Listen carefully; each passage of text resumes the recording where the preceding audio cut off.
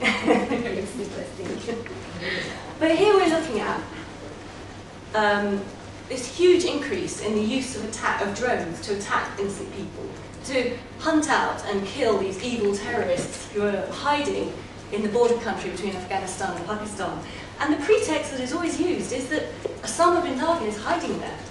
Other terrorist leaders in his evil cell are hiding there, so they've got to be hunted out and killed with drones. And of course it's not the evil terrorists who generally get hit by these drone attacks. It's innocent villagers, people going around their daily lives. But what if he isn't alive? What if he is the sort of evil figure out there being used just to justify the war on terror? What if he's dead?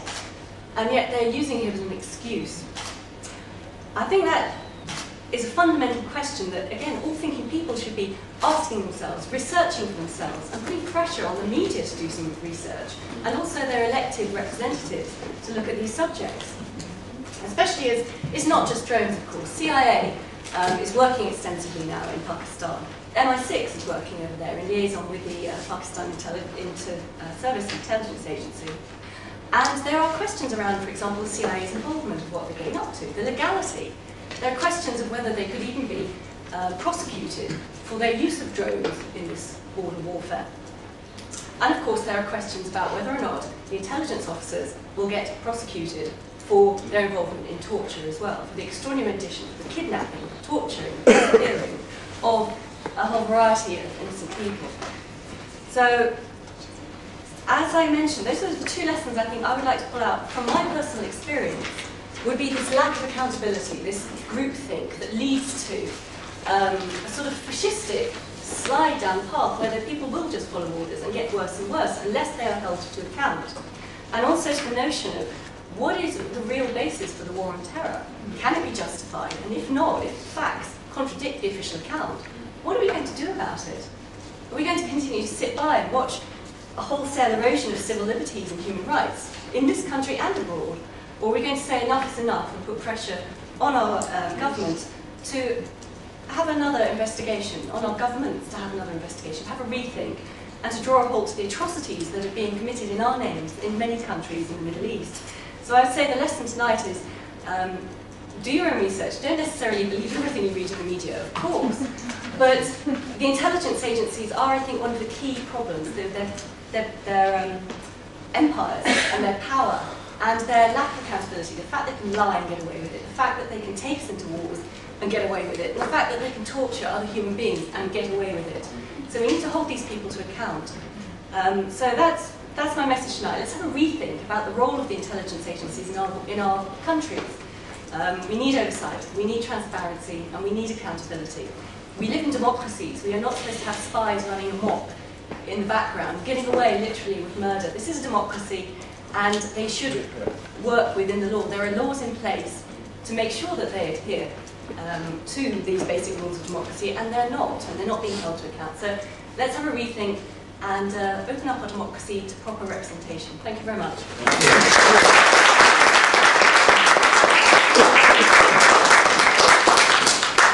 Okay, before I open up the floor to questions, I'd just like to, I have a message from Muazzin Beg, who you all know is the Director of Cage Prisoners and former Guantanamo Bay prisoner, and also a message from Tom Porteous, who directs the Human Rights Watch in London. They both apologise. They were due to speak today, but they've been unavoidably detained. However, I would ask all of you here to please go online, go to the Human Rights Watch website, and you get a free copy of their report called Cruel Britannia, which highlights the recent alleged torture suffered by 11 British citizens who were detained as terrorist suspects in Pakistan. If you would like to get involved more, you can always write to your local MP asking them to write to the Foreign Office on your behalf for an inquiry into these alleged abuses. That's the best way to get involved. Write them a letter, please be polite. I know it's a very emotional subject, but if you're polite, I'm sure your MP will agree to your request. I'm going to open up the floor now. We have to end, hopefully, at 8:20.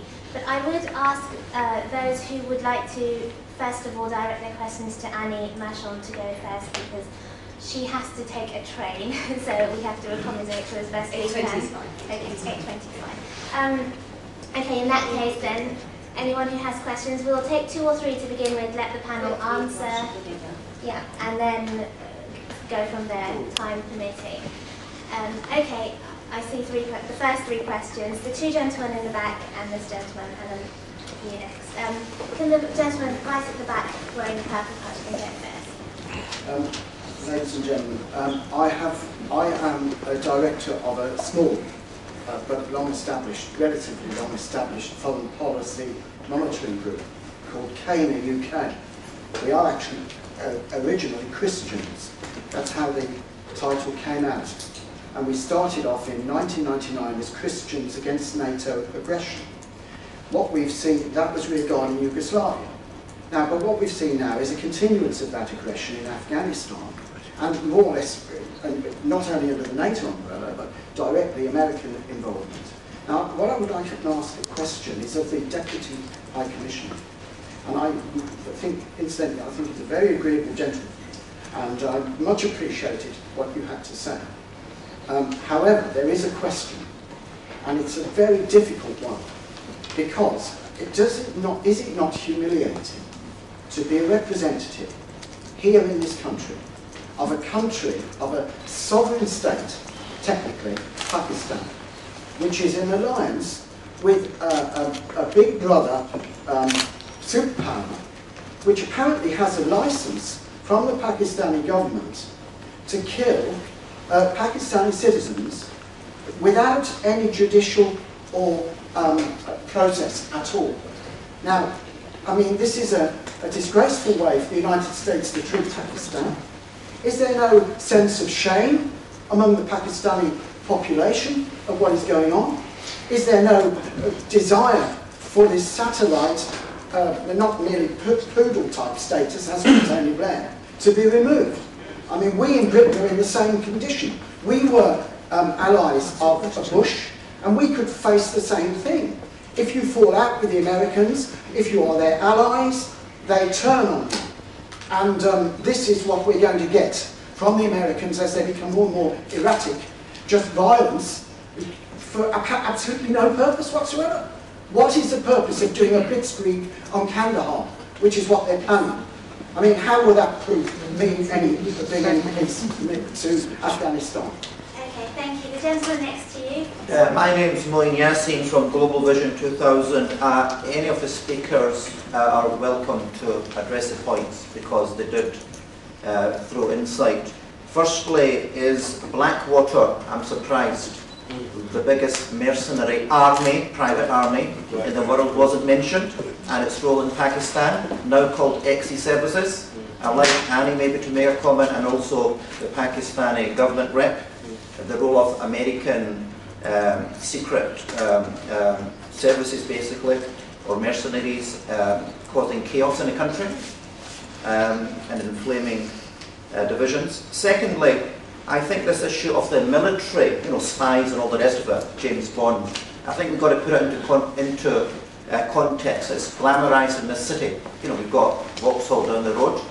You've got to look at the security complex as part of the military complex, which in Anglo-American military economy is the biggest, employer. What is the biggest employer in America? It's the army and armed forces. So what's the point? The point is false flag terror cannot be looked in isolation, and war for that matter, from the Anglo-American military economy. And that is part of the global financial and economic system. So what's the point? The point is there's always a danger when you're looking at a problem not to look at it holistically. The problem is the global capitalist system, which funds the security, military, industrial complex. Unless we dismantle it, and I mean that, because it's not working, it's collapsed. There's mass unemployment out there. People are in debt. Nations are in debt. Unless we identify the real enemy and talk about alternatives, we're going to get nowhere. So I've raised a couple of points, and I would like some of the panelists to comment. Thank you. And the third gentleman. Thank you very much. My name is Dr.Suaad. I am a journalist. I recently written a book on war on terror and siege of Pakistan. I would like to briefly mention about the cost Pakistan has suffered with the friendship with the United States. It's more of like what we call in domestic violence, a battered wife syndrome, where a wife goes back to the same abusing husband over and over again. The total cost of war on terror to Pakistan in the last 10 years is about $40 billion.